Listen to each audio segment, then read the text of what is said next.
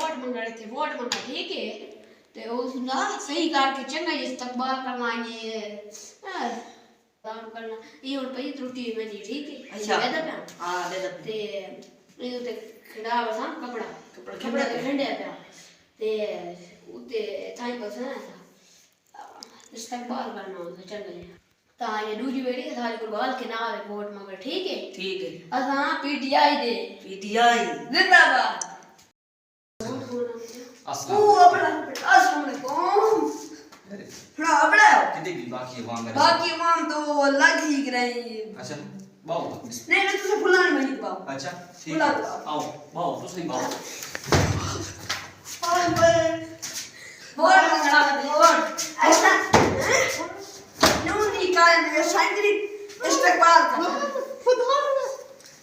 क्यों होना है वोट मंगना ना से कसम ना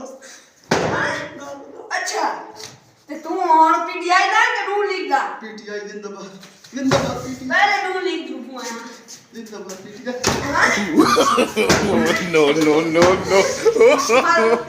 पीटीआई दा